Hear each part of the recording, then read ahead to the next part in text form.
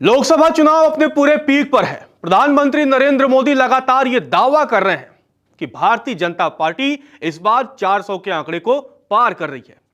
गृह मंत्री अमित शाह ने तो यह भी दावा कर दिया कि 3 चरण की वोटिंग में ही भारतीय जनता पार्टी ने 200 के आंकड़े को पार कर लिया है। इसी बीच दिल्ली के मुख्यमंत्री अरविंद केजरीवाल जेल से बाहर आते हैं और लोगों को संबोधित करते हैं और यह दावा करते हैं कि इस बार भारतीय जनता पार्टी की सरकार नहीं बनेगी। केजरीवाल ने दावा करते हुए कहा कि बीजेपी वाले कहां 400 पार की सोच रहे हैं, इस बार बीजेपी को 200 सीट मिलना भी मुश्किल दिख रहा है। कुल मिलाकर के देखा जाए तो इंडिया गठबंधन के तमाम नेता यह दावा कर रहे हैं कि भारतीय जनता पार्टी की सरकार इस बार नहीं बनेगी और बहुमत के आंकड़े से बीजेपी कोसों दूर रह जाएगी। केजरीवाल ने तो यह भी दावा कर दिया कि प्रधानमंत्री नरेंद्र मोदी खुद के लिए नहीं बल्कि अमित शाह को प्रधानमंत्री बनाने के लिए लोगों से वोट मांग रहे हैं। ऐसे में जो इंडिया गठबंधन के नेताओं का एग्जिट पोल है, उस एग्जिट पोल ने एनडीए को परेशान कर दिया है और लगातार इंडिया गठबंधन के तमाम नेता, चाहे वो अरविंद केजरीवाल हो, तेजस्वी यादव हो, राहुल गांधी हो, ये तमाम नेता, ममता बनर्जी हो, लगातार ये दावा कर रहे हैं कि बीजेपी को इस बार बहुमत नहीं मिलने वाली है और 400 का जो ख्वाब है प्रधानमंत्री नरेंद्र मोदी का, वो अधूरा ही रह जाएगा। तो ऐसे में इंडिया गठबंधन के जो नेताओं का एग्जिट पोल है, चलिए आपको बताते हैं कि आखिर इंडिया गठबंधन के जो नेता हैं वो कितना दावा कर रहे हैं कि एनडीए को कितनी सीटें मिल सकती हैं। चलिए आपको बताते हैं। अगर बात की जाए तो अरविंद केजरीवाल ने दावा किया है कि एनडीए को 220 से 230 सीटों पर ही सफलता मिलेगी, यानी बहुमत से एनडीए दूर रह जाएगी। वहीं राहुल गांधी का तो दावा है कि एनडीए 150 पार भी नहीं कर पाएगी और उनका दावा है कि एनडीए को महज 150 सीटें ही मिलेंगी।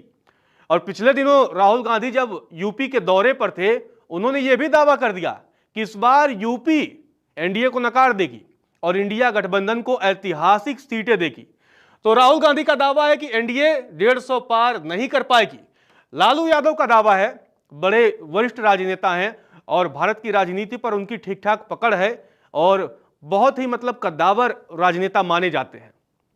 और लालू यादव का दावा है कि एनडीए को 200 से कम सीटों पर जीत मिलेगी। ममता बनर्जी पश्चिम बंगाल के मुख्यमंत्री, उनका भी दावा है कि एनडीए को 200 से कम सीटों पर सफलता मिलेगी।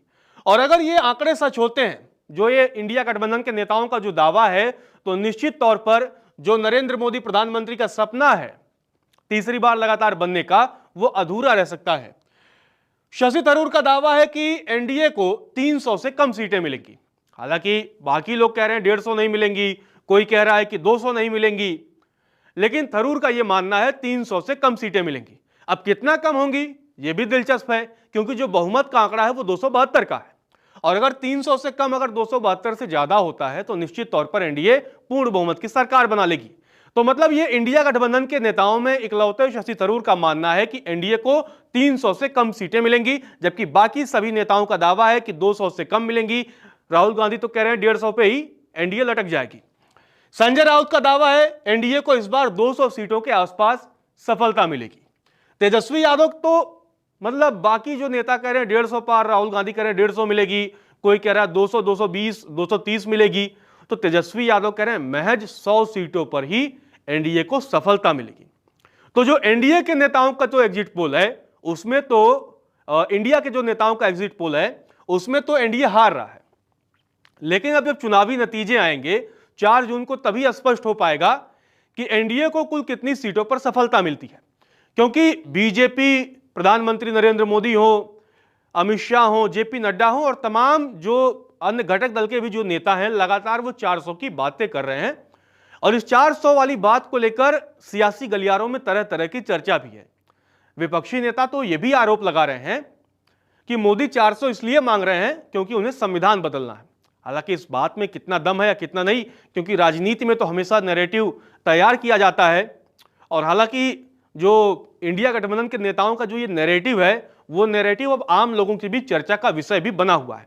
हालांकि खैर, ये गठबंधन के नेताओं की बात में कितना दम है कितना नहीं, वो भी नतीजे जब आएंगे, 4 जून को जब नतीजे आएंगे तभी स्पष्ट हो पाएगा।